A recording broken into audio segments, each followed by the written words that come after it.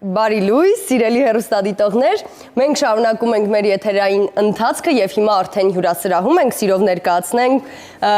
իմ հյուրին, միշտ արտակը ինձ հետ է լինում, դրա համար եմ եւ ոչ եզակի խոսում եւ այսպես ելի հեռուստադիտողներ այսօր մենք խոսելու ենք շատ կարեւոր մի թեմայի շուրջ տուրիզմի մասին ենք խոսելու ինչպես գիտեք համավարակով պայմանավորված եւ հետո էլ Հայաստանում արդեն պատերազմով պայմանավորված մեզ մոտ տուրիզմը կարելի ասել երևի սարսափելի վիճակում է եւ դրա համար շատ դասընթացներ նախաձեռնություններ են արվում որպեսզի այս վատ իրավիճակից կարողանանք մենք դուրս գալ այս թեմայով ենք հենց զրուցելու Տաղավարում է Հայաստանի ամերիկյան համալսարանի հյուրանոցների եւ հյուրընկալության կառավարման վկայագիր շնորհող ծրագրի ղեկավար դասախոս Զարմինե Զեյթունցյանը։ Բարի լույս Զարմինե։ Ինչպես եք։ Շատ լավ, շնորհակալություն հրավերի համար։ Շնորհակալություն, որ հյուր եկաք մեզ եւ այսպես ամենասկզբում ինձ հետաքրքիր է հյուրանոցների եւ հյուրընկալության կառավարման վկայագիր շնորհող ծրագրերի ղեկավար։ Ինչ է սա Զարմինե։ Այստեղից սկսենք եւ հետո շարունակենք։ Ես կուզենայի նախասել, որ այս ծրագիրը նոր է մեկնարկում, ուրեմն անգլերեն Graduate Certificate in Hospitality and Hotel Management, այսինքն սա մագիստրոսի մակարդակի վկայագրի շնորհման ծրագիր է, ծրագիրը մեկնարկվել է ելնելով հենց այսօրվա, ինչպես նշեցիք իրավիճակից, COVID-19-ից եւ նաեւ պատերազմի հետևանքներով այսօր ոչ միայն աշխարհում, այլ նաև Հայաստանում զբոսաշրջությունը շատ լուրջ ճգնաժամ է ապրում եւ տնտեսության մեջ կա այսպիսի մի ֆենոմեն, որ կոչվում է մարդկային ռեսուրսի կամ կարողությունների մշտական կորուստ, այսինքն երբ ինդուստրիան կամ որևէ սեկտոր լուրջ խնդիրների առաջ է կանգնում եւ ճգնաժամի, այդ ոլորտի մարդկային ռեսուրսը կամաց վերապրոֆիլավորվում է եւ սկսում է այլ գործերով զբաղվել, այլ մասնագիտություններ է ընտրում եւ քանի որ զբոսաշրջությունը այդպեսի նաեւ զարմանալի հատկություն ունի յետ վերադառնալու եւ վերականգնվելու, թեև ոչ ոք չգիտի երբ, որովհետեւ իրականում բոլորը կանխատեսումներ են անում, բայց ոչ ոք չգիտի ինչպիսի նոր անակնկալներ են մեզ սպասվում, ապա շատ հավանական է եւ արդեն ես տեսնում եմ այդ տենդենսը միտումը հենց զանգերից կամ նամակներից, որ մարդիկ ասում են առաջ աշխատում էի հյուրանոցային կամ հյուրընկալության ոլորտում, հիմա դարձել եմ IT ծրագրավորող, այսինքն ընտրել են այն մասնագիտությունները, որտեղ կարող են առցանց աշխատել, որտեղ ավելի մշտական եկամուտ կա, այս սա կանխելու համար եւ պատրաստվելու զբոսաշրջության վերականգնմանը որոշեցինք սկսել այսպիսի ծրագիր ամերիկյան համալսարանում որը մեկ աստիճան բարձր է բակալավրից, բայց նաև լրիվ մագիստրոսական ծրագիր չէ, թեև ամերիկյան համալսարանում կա full կառավարման, այսինքն լրիվ մագիստրոսի ծրագիր, սա հենց հյուրընկալության ոլորտի աշխատողների միջին մասնագիտական, այսինքն բակալավրից բարձր, միջին մասնագիտական, միջին մակարդակի կառավարիչների, ինչու՞ չէ նաև որոշ հյուրանոցների, թե տնօրենների համար կամ նրանց համար, ովքեր ունեն իրենց փոքրիկ հյուրատները կամ զբոսաշրջային նոր են ուզում մտնել այդ բիզնեսի մեջ, նրանց համար ստեղծվել է այս ծրագիրը, որը 1 տարվա ծրագիր է, մոտ 13 ամիս, 2 կիսամյակ, սկսվելու է հենց մարտի 1-ին արդեն, ավարտվելու է մայիսին, մյուսը կսկսի սեպտեմբերին եւ կավարտենք հունվարին։ Ծրագիրը իր մեջ ներառելու է հիմնականում անգլերեն է, դասընթացները անգլերենով են, անպայման պետք է դիմորդը ունենա բակալավրի աստիճան, դիմումը լրացնելուց եթե հարցեր լինեն մեզ իհարկե զանգահարում են, մենք պատմում ենք ինչ պետք է անենք, ուրեմն հետո սկսում են անցնել արդեն հյուրանոցային տնտեսության կառավարման դասընթացներ, կորպորատիվ հաղորդակցման, ուրեմն հաշվապահություն, եկամուտների կառավարում, որտեղ հյուրանոցի համար շատ կարևոր է դա, ուրեմն եկամուտների ծախսերի կառավարում, հյուրանոցային մարքեթինգ վաճառք եւ արդեն վերջում ռազմավարական կառավարում։ Եվ նաև նշեմ, որ քանի որ Հայաստանի ամերիկյան համալսարանը ակտիվ աշխատում է համայնքներում, մենք այնտեղ ունենք բաց կրթության մեր գրասենյակները, որոնք շարունակական դասընթացներ են տրամադրում, մեր ավարտական աշխատանքը կլինի մարզերի մի քանի հյուրանոցների համար ռազմավարական պլանավորում մշակելը, որը նաև այսպես կավարտի ուսանողների դասընթացը եւ դրա հետ միասին մենք իրական օգուտ կբերենք նաև մեր համայնքներում այսօր գործող հյուրանոցներին, այսինքն փորձել ենք օղակը լրիվ փակել։ Այստեղ մեկ փաստ էլ պիտի նշեմ, գուցե դուք հարցերի մեջ պատրաստել էիք, որ այս ծրագիրը ֆինանսավորվում է Մանուկյան Սիմոն հիմնադրամի կողմից եւ հանձինս իր ուրեմն Լուի Սիմոնի դստեր Քրիստին ուրեմն Սիմոնի եւ քանի որ իրականում ոլորտը վտանգված է, ամերիկյան համալսարանը առաջարկում է 75-ից մինչև 90% սուբսիդավորում ուսումնական ուրեմն վճարի, որը եւս շատ մեծ գումար է իրենից ներկայացնում եւ կարծում եմ, որ կխթանի, որպեսզի այս օրերին նույնիսկ գործատուները այն տեխնացուներին, որոնք իրենք համարում են թանկ եւ կուզեն պահել իրենց մոտ, եւս ուղարկեն մեզ մոտ ուսուցման կամ հենց իրենք ցանկություն հայտնեն գան մեզ մոտ ուսուցանելու։ Հասկանալի է, Արմինե, կարելի է ասել, որ այս ծրագիրը ճգնաժամային ծրագիր է, թե հետո էլի շարունակական բնույթ կրելու է այն։ Այս ծրագիրը շարունակական բնույթ կկրի, գուցե որոշակիորեն կփոխակերպվի եւ գուցե հետագայում նույնիսկ կվերածվի հյուրընկալության ոլորտի մագիստրոսի ծրագրի, որը մի քիչ կտարբերվի կառավարման մագիստրոսից, որտեղ ուղղվածությունը լրիվ կլինի զբոսաշրջությունը եւ գուցե բացի հյուրընկալության ոլորտից մենք նաեւ ընդհանուր զբոսաշրջության կառավարման դասընթացներ էլ կունենանք, որի պահանջարկը այսօր կա, բայց աշխատանքի կողմից դեռ առաջարկ որպես այդպեսին չկա։ Դա ինչպես օրինակ դեստինացիայի կառավարում, մշակութային ժառանգության կառավարում, դրանք այնպիսի դիսցիպլինաներ են, որոնք ցավոք սրտի այսօր լուրջ մասնագետներ Հայաստանում չկան։ Հետագայում գուցե եւ ուզենանք, ես այդպեսի ամբիցիաներ ունեմ հետագայում նմանատիպ ծրագրեր առաջարկելու։ Այո, իրոք թող լինի։ Այստեղ մի հարց ինձ հետաքրքրեց, տեսեք, շատերը գուցե հիանալի բիզնեսմեններ են, մեզ մոտ հյուրատներ ունեն եւ այլն, բայց ես ինքս ճանաչում եմ մոտ 5-ից 6 հյուրատան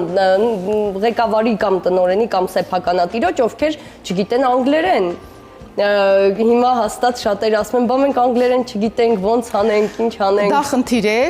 մեր բաց դասընթացների գրասենյակը ամեն տարի եւ անընդհատ առաջարկում է անգլերենի դասընթացներ։ Գուցե այս տարի չկարողանան դիմել, որտեղ ուսուցումը անգլերեն է եւ մագիստրոսի մակարդակի, այնպես որ մարտահրավերներ հաստատ կլինեն։ Խորհուրդ կտամ, որ բաց դասընթացների մեր գրասենյակում անցնեն անգլերենի դասընթացներ եւ հատկապես նաեւ հենց հյուրընկալության ուղղված անգլերենի, որպեսզի կարողանան հետագայում մեզ մոտ սովորել, սա խնդիր է։ Իհարկե, եւ շատ կարեւոր է իրականում,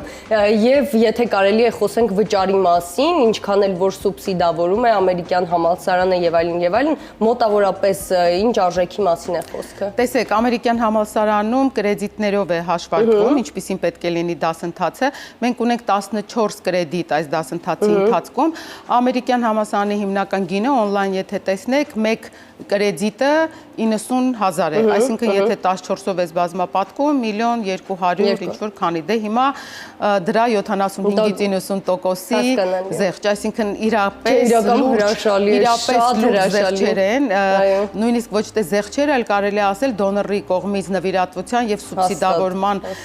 շնորհիվ է, որ մենք կարողանում ենք նմանատիպ ծրագիր ստեղծել, սա երկարաժամկետ չէ, 3 տարվա ընթացքում կամաց կսկսի նվազել, հույս ունենալով, որ 3 տարի հետո արդեն ոլորտը ոտքի կկանգնի եւ հույս ունենք, որ ծրագիրը այնպիսի որակ կունենա, որ նույնիսկ կդառնա պահանջ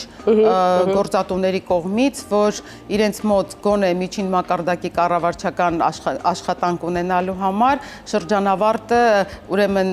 հայտատուն պիտի մեզ մոտ գոնե այդ դասընթացները անցած լինի։ Հասկանալի է, իսկ տեղերը սահմանափակ էին այդ մասով կամ չլսեցի կամ ասացի։ Սահմանափակ են 15-ից 20 գոնե առաջին տարում, որովհետև նմանատիպ դասընթացները նաև անձնական շփման խնդիր ունեն, ես ինքս դասավանդում եմ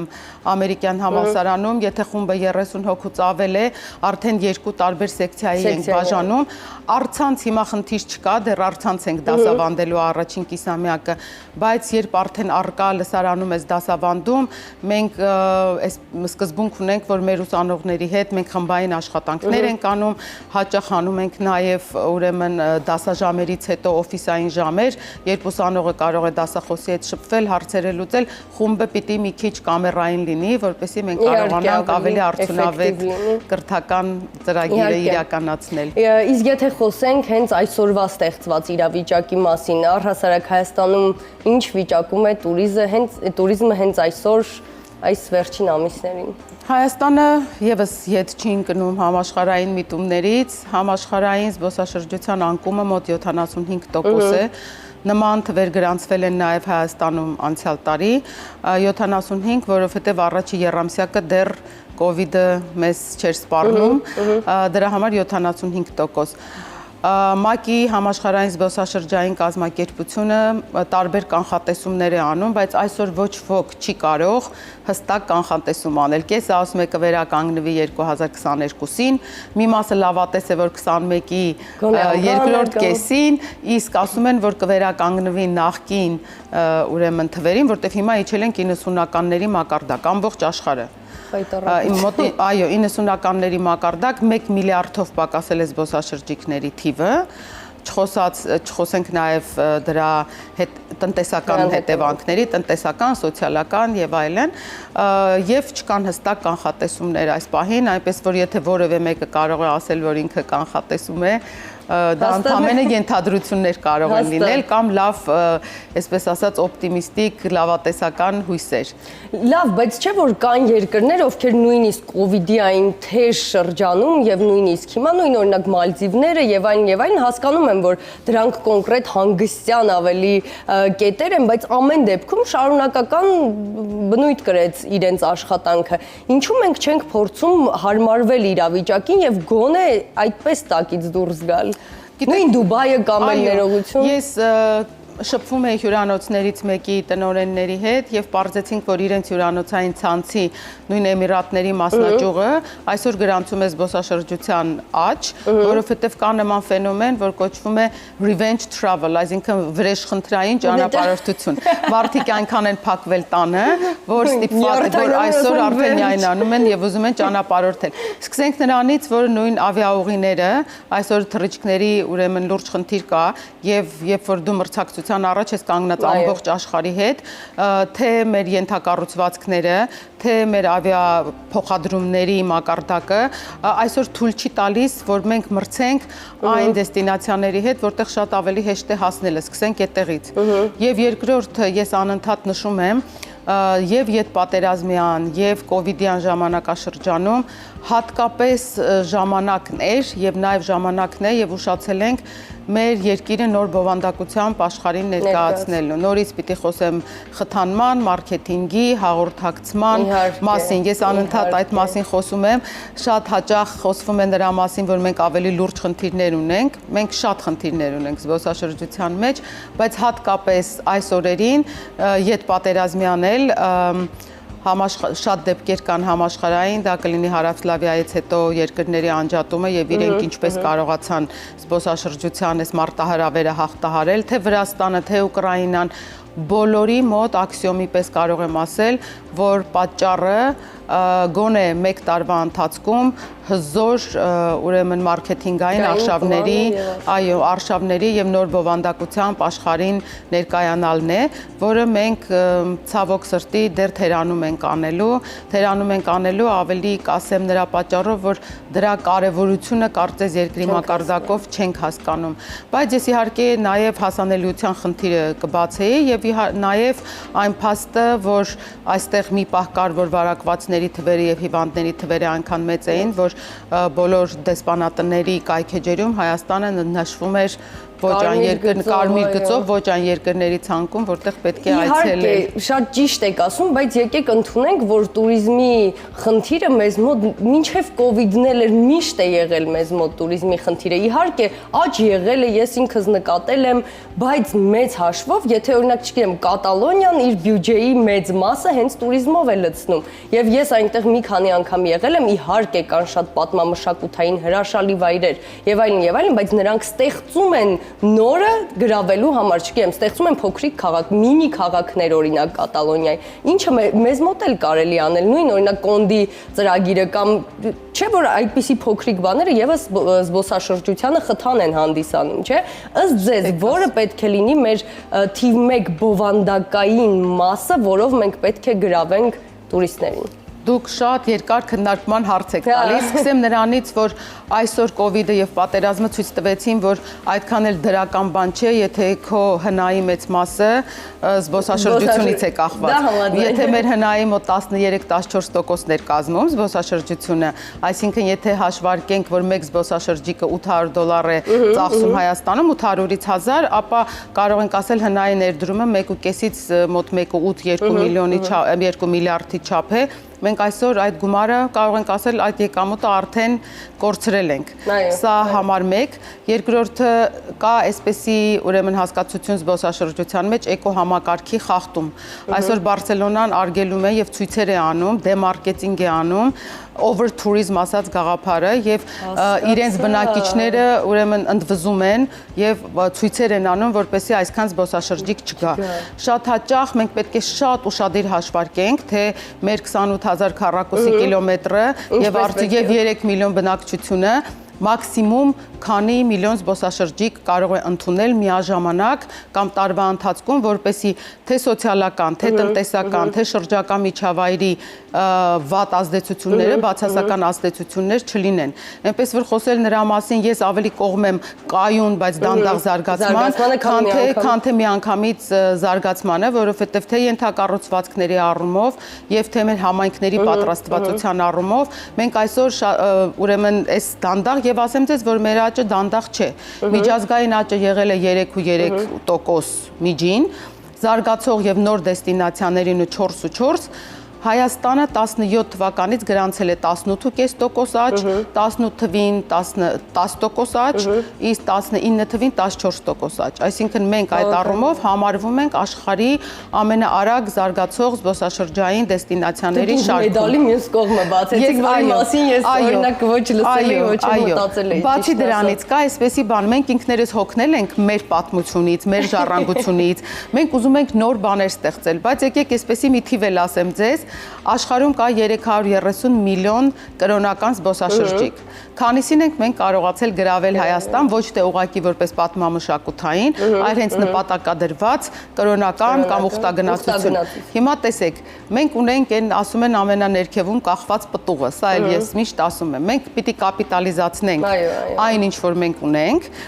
Հռոմի Պապի այցը, դրա վրա հիման վրա մենք չկարողացանք կապիտալիզացնել։ Ես հասկանում եմ, որ զբոսաշրջության շատ ձևեր կան եւ ես միշտ կենտրոնանում եմ, որ առաջին հերթին որպես առաջին քրիստոնյա երկիր, որը կարող է մեզ ձանձրացրել է բոլորին, բայց աշխարհում բացի մեզնից համարյա ոչ ոք չգիտի, որ մենք առաջին քրիստոնյա երկիրն ենք։ Հա եկեք ասենք 10-ից 1 օրինակ։ Հիմա դա թողած մենք ուզում ենք իհարկե ներդրումներ շատ լավ կլինեն, դահուկային ռեզորտներ, ձմեռային, արկածային, գաստրո, գինու, այդ ամեն ինչը կամած զարգանում է, բայց մեր առաջին, այսինքն այո, տարբերակվող հատկանիշը, մեր մրցակցային իրական առավելությունը դա է եւ շատ հաճախ շատ կարեւոր է, օրինակ ինձ համար ես առաջինը շեշտը կդնեի դրա վրա եւ ոչ միայն որպես առաջին քրիստոնյա երկիր, այլ նաեւ նոյի երկիր, այսինքն աստվածաշնչյան երկիր։ Վերջում մենք այդքան հրաշալի կոթողներ ունենք։ Իհարկե, միայն կոթողները չէ, այստեղ պետք է նաև մշակվի դրա պրոդուկտը։ Շատ հաճախ նաև այդ կրոնական զբոսաշրջությունը դիտվում է որպես մի եկեղեցուց մյուս եկեղեցի գնալը, բայց իրականում իր մեջ ներառում են եւ գաստրոն, եւ գինին, եւ մշակույթը, եւ փորձառնական զբոսաշրջությունը, ուղղակի իր բրենդավորումը, հա, որպես այսօր ես կարծում եմ, որպես դեստինացիա մենք պետք է շեշտը դնենք հատկապես դրա վրա եւ կարողանանք այդպես գրավել։ Դրա համար ես կարող եմ շատ ավանդական, ուրեմն նորարարական լուծումներ, այսպես չեմ առաջարկում, բայց ես խոսում եմ նաև տնտեսական առումով, որ այն ներդրումը, որը պետք է արվի այնպես, որ մենք կարողանանք առանց մեծ ներքին կարողություններ ստեղծելու կամ նոր ենթակառուցվածքների վաճառենք այն, ինչ մենք ունենք։ Բիզնեսի ամենապարզ սկզբունքը, որը կիրառելի է նաև զբոսաշրջության մեջ։ Ես լիովին ձեզ հետ համաձայն եմ, շատ ճիշտ եք իհարկե նշում ամեն ինչ, կարծում եմ հենց այդ փոխկապակցվածության մեջ է խնդիրը, որը չկա, ես առաջարկում եմ դիտենք գովազդ, հետո մեր հետաքրքիր զրույց կշարունակենք։ Մենք շատ հետաքրքիր թեմա ենք քննարկում եւ անընդհատ խոսակցությունն ու զրույցները դրա շուրջ են, որ Հայաստանում կա ամեն ինչ զբոսաշրջությունը զարգացնելու համար, մեզ միայն պետք է մեր ունեցածը լավ ներկայացնել, զբաղվել մարքեթինգով եւ փոխկապակցել այն ամենը, ինչ մենք ունենք, ճիշտ ասացի։ Լրիվ ճիշտ ասեցիք, խոսքը ինտեգրացված զբոսաշրջային արդյունքի մասին է, իսկապես ունենք ամեն ինչ եւ ունենք դրա մասին տեղեկացվածություն։ Հենց երեք ես ուրեմն Վանաձորում եի եւ Գյումրիում, այնտեղ աշխատում եմ ծրագրերից մեկի հետ մարզային զբոսաշրջության ռազմավարություն ենք մշակում տեղական ինքնակառավարման մարմինների համար։ Եվ պարզեցի, որ բազմաթիվ ծրագրեր կան, որոնք ֆինանսավորվում են։ Առաջին հարցը, որ իրենց տալիս եմ, լավ ֆինանսավորեցիք, ծրագիրը ստեղծեցիք, հետո ինչ ենք անում, խթանման մեխանիզմներ, հաճախորդներ բերելու մեխանիզմներ, տեսանելիություն ապահովելու մեխանիզմներ ոչ միայն չունեն, այլ նաև տեղյակ չէին, որ դա հարկավոր է։ Եվ սա առաջի դեպքը չի, երբ ստեղծվում է պրոդուկտը, հետո սկսում են մտածել հաճախորդ բերելու մասին։ Սա վերաբերում է նաև զբոսաշրջության ոլորտին։ Խնդիրը նրանումն է, որ առաջինը պիտի մտածենք զբոսաշրջիկի մասին, հասկանանք նրա կարիքները, պահանջները, հետո նոր մշակենք զբոսաշրջային արդյունքը։ Մեզ մոտ շատ հաճախ դա տեղի ունենում հակառակ, եւ նաեւ մենք հաճախ զբոսաշրջիկին չենք կարողանում նայել մարքետոլոգի աչքով, այլ նայում ենք մեր աչքով։ Այնինչ դուր է գալիս մեզ, ուրեմն պիտի դուր գա գերմանացուն, ֆրանսիացուն, իտալացուն։ Այդպես չէ, կան ուրեմն դրա համար լուրջ ուսումնասիրություններ կան արված շուկայի, ամեն մի երկրի ամեն շուկայի սեգմենտի համար հարյուրավոր էջերով ուսումնասիրություններ կան, որոնք միայն ճիշտ ուսումնասիրելուց հետո կարելի է արդեն խթանման մեխանիզմներ մշակել։ Եվ նաև իհարկե պրոդուկտի ստեղծման։ Մենք շատ հաճախ ընդհանրապես ներկայացնում ենք համով համեղ կերակրի ինգրեդիենտները։ Չենք ներկայացնում դրանք համեմված, փաթեթավորված, եփած եւ ներկայացած եւ մատուցված։ Սա լուրջ խնդիր է եւ փորձել ենք շատ հաճախ, ես դասավանդում եմ տարբեր միջազգային կազմակերպությունների հետ համայնքներում, բայց կարծես այդ գաղափարը միայն համայնքներում չէ, նաև երկրի պետական մակարդակով փորձել ենք, բայց դեռ չենք կարողանում մյուս շահառուների, մյուս խաղացողների հետ գալ այն համաձայնությամբ, որ օրինակ եթե սա կրոնական զբոսաշրջություն է, դա չի նշանակում, որ ընդամենը պիտի գազ եւ եկեղեցիում կամ վանական համալիրը նկարահանես կամ էլ մաքսիմում պատարագի մասնակցես, դրա մեջ մտնում է թե մեր մանրանկարչությամբ զբաղվելը, թե այսինքն որոշ եկեղեցական տոների մասնակցելը, եկեղեցում կից համայնքում համայնքի զարգացումը, որի շնորհիվ նաև զբոսաշրջիկը կկարողանա իր այս փորձառությունը կամ այս հոգևոր արժեքը, որ ինքը ստացավ, նաև տեսնի, որ կողքի համայնքը, կից համայնքը նաև կրում է այդ հոգևոր արժեքները։ Եվ ներգրավված է։ Իհարկե կարող է լինել մաստեր կլասի, թե գաստրո, թե գինի, այսինքն այս միավորումը։ Օրինակ այդ մանրանկարչությունը, ես օրինակ չէի մտածել, որ դա կարող է լինել, իսկ դա հրաշալի է ուղղակի։ Տեսեք, Չինաստանում, Սան Ֆրանցիսկոյում, չինական թաղամասում կան այսպեսի փոքրիկ խանութներ, որտեղ դու մտնում ես, քո անունը տալիս ես անգլերեն, մինչ դու պտտվում ես 15-20 րոպեվա մեջ նկարիչը չինական հիերոգլիֆներով քո անունն է գրում եւ տալիս է քեզ։ Հիմա քեզ թվում է պարզ բան, արժի մոտ $15, բայց ես արդեն պատկերացրեցի։ Ես աղջիկը, սյուրերը, բոլորը մեր անունները տվեցին, գնացինք պտտելու, ետ եկանք։ Այստեղ կարող է դա լինել մանրանկարչություն, որ ինքը տեսանում, արդեն նախորդ գծված, կարող է լինել, որ քո անունը տալիս ես միջև դու համայնքում պտտվում ես քեզ համար։ Այսինքն սա եւս մեր հանրային դիվանագիտության մաս է։ Ես այստեղ ուզում եմ նաեւ խոսել ոչ միայն զբոսաշրջությունից, զբոսաշրջությունը հանրային դիվանագիտության գործիքներից մեկն է, որ մշակույթով աշխարհին ներկայանալը եւ մեր մշակույթը նորովի ներկայացնելը, ճանաչելի դարձնելը շատ կարևոր է հենց նույն օրինակ մեր մանրանկարչությունը կամ մեր թռչնատառերը, հա, թռչնատառերով կարելի է ճանաչել օրինակ Եգիպտոսի հիերոգլիֆներով ցանկացած նշան տեսնես, կապ չունի ինչ է գրած, անմիջապես կհասկանաս, որ դու գործ ունես եգիպտական քաղաքակրթության հետ։ Այս ճանաչելիություն, այս ծանոթության, ծանոթ լինելու զգացումը շատ կարևոր է, որպեսզի կարողանանք նաև այդ Հայաստան բառը, Հայաստան մշակույթը մարդկանց մեջ, այս DNT կոդի մեջ մտցնել։ Բայց դրա համար առաջինը մենք պետք է ճանաչենք ու սիրենք։ Մեր մշակույթը ցավոք սրտի մենք ինքներս չգիտենք, իսկ մի բան, որ չգիտես, չես սիրում, կամ թերի գիտես, կարծում ես, որ այն չկա։ Շատ հաճախ եմ լսել, կուզենայի այս առիթից էլ օգտվել եւ ասել, որ շատ հաճախ եմ լսել, որ Հայաստանում ինչու պիտի զբոսաշրջիկը կա, ոչինչ չկա անելու Հայաստանում։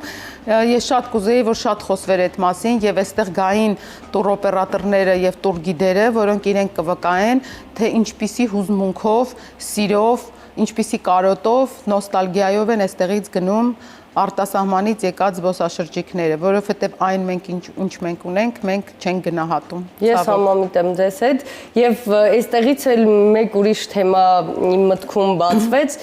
ներգնա туриզմի մասին եթե խոսենք, հիմա մի խնդրի մասին խոսեմ։ Մեզ մոտ գները թանկ են։ Հյուրատներ դա կլինի, ռեստորաններ դա կլինի, չգիտեմ, ես ինքս շատ եմ ճանապարհորդում Հայաստանի տարածքով եւ դա իրոք թանկ է եւ ոչ միայն մեզ համար, մեր աշխատավարձներով ապրող ժողովրդի համար, նույնիսկ տուրիստի համար։ Ինչպես է առաջանում այդ գնագոյացում այդ մակարդակի։ Միշտ այդ հարցը տալիս ենք, ոչ ոք իրականում չի կարողանում պատասխանել այս հարցին։ Ասում ուրեմն գնագոյացման տարբեր մեխանիզմներ կան եւ իմիջայլոց այս ամերիկյան համալսարանի դասընթացներից մեկը հենց այդ գնագոյացումն է։ Առաջին հերթին նախ քո ունեցած ինքնարժեքի հիման վրա, բայց նաև հաշվի առնելով շուկայի պահանջարկը։ Հիմա եթե շուկայում պահանջարկ կա, ես պիտի բիզնեսմենի տեսանկյունից առաջինը խոսեմ։ Եթե նոր տարվա օրերին մեր բոլոր հյուրանոցները մարզային լցված են եւ տեղ չկա եւ հսկայական գներ են, ես որպես հյուրանոցի տեր առնվազն պիտի լինեմ զեն բուդդիստ կամ շատ ալտրուիստ, որ ես որոշեմ, որ ես պիտի գները իջացնեմ, որպեսզի այն մարդը, որը չի կարողանում գա, եւս գա։ Եկեք մի հատ այս հարցը այս կողմ դնենք։ Եկեք տոները մի կողմ դնենք։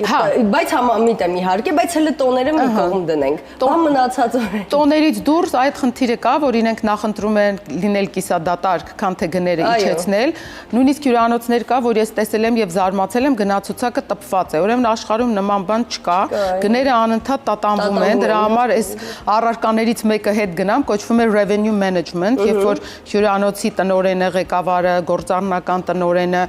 կարևոր է, որ ամենօրյա ուրեմն հետ անալիզ անցկացնի իր ֆինանսական իրավիճակի եւ ըստ այդմ կարողանա նաեւ տատանել գները, ելնելով պահանջարկից եւ ելնելով իհարկե, որ ինքը կորուստներ չունենա։ Տեսեք, այստեղ գալիս է նաև որոշակի այսպես ստիգմա, որ եթե ես գների իջացնեմ էժանագին հյուրանոցի տպավորություն կթողնեմ, իրենք նախընտրում են, որ օրինակի համար ավելի քիչ մարդ լինի, բայց ավելի մեծ գումարով, սա ես չեմ կարող իրենց անունից խոսել, բայց ասեմ, որ արտասահմանցի զբոսաշրջիկների համար երևի ամենաթանկ էլեմենտը դա ավիափոխադրումն է, որովհետև երկրի ներսում շատ հոդվածներ են գրվում, բլոգերներ օրինակ գրվում են ամենա-affordable, հա, ամենամատչելի երկրները, Հայաստանը շատ հաճախ այդ ցանկում է, մեզ համար է ինքը թանկ, բայց արտասահմանցի զբոսաշրջիկի համար այդ թանկ չի։ Հիմնական խնդիրը ավիափոխադրումն է, ոչ միայն գնի տեսանկյունից, այլ նաև հասանելիության։ Շատ ուղիղ չվերթների բացակայության պատճառով հաճախ ստիպված է լինում տրանզիտով գալ, որը ավելի եւ հոգեբանորեն է դժվար եւ նաև իհարկե ֆինանսապես։ Իսկ մեզ մոտ իհարկե այո, դրա կրթության խնդիրը կա, որ թղթի վրա գնացուցակ չեն գրում, կապ չունի որ սեզոնին, նույն գինն է գրված, լուրջ խնդիր է եւ ես դրա համար կարծում եմ, որ գուցե այս դասընթացների շնորհիվ էլ շատ մասնագետներ, ովքեր հենց իրենց հյուրատները ունեն կամ փոքրիկ հյուրանոցներ են կառավարում կամ գուցե ուսանողները, որոնք դեռ զբոսաշրջության ոլորտում չեն, կգան մեզ մոտ կսովորեն, հետո կգնան կառավարելու, կկարողանան նաև այս մշակույթը ձևավորել, որ կարելի է տարբեր զեղչեր առաջարկել, հետաքրքիր գներ առաջարկել եւ ավելի լավ է occupancy, այսինքն զբաղվածությունը ունենալ, քան թե, հա, Կանթե չունենալ։ Սիրելի հեռուստադիտողներ, մենք իհարկե դեռ երկար կարող ենք այս թեմայի շուրջ զրուցել, բայց մեր ժամանակը արդեն սպառվեց։ Շատ շնորհակալ եմ մեզ հյուրընկալվելու համար։ Իրոք շատ հետաքրքիր սկսեցինք առավոտը եւ հետաքրքիր խոսեցինք մեր ամենակարևոր կետերից մեկի մասին, երկրի туриզմի մասին։ Չենք մոռանում դասընթացների մասին։ Վերջին անգամ էլ հիշեցրեք, եթե հիմա արդեն հետաքրքրվողներ կան, ավելի մանրամասն որտեղ ծանոթանան կամ ուր դիմեն մի անգամ։ Շատ լավ, ուրեմն մեր վերջնաժամկետը դիմումների փետրվարի 15-ն է, շատ քիչ օր է մնացել, մենք վաղուց ենք սա ուրեմն այս մասին խոսում խթանում, կարող եք այցելել ամերիկյան համալսարանի կայքեջը, կայքեջում կա սերտիֆիկատների բաժին, մտնում եք Hotel and Hospitality Management բաժինը, այնտեղ կա email նշված, որ անձամբ ես եմ պատասխանում, այնպես որ որևէ հարցի դեպքում կարող եք ինձ պատասխանել, ինձ գրել, ես հեռախոսահամարը ձեր գրել եւ ես անմիջապես ետ կզանգահարեմ եւ մանրամասն կանցնեմ բոլոր հարցադրումների միջով եւ կփորձեմ բավարար պատասխանել։ Շատ շնորհակալություն հրավերի համար։ Շատ։ Սիրելի հեռուստադիտողներ, հիմա դիտենք գովազդ եւ շարունակենք։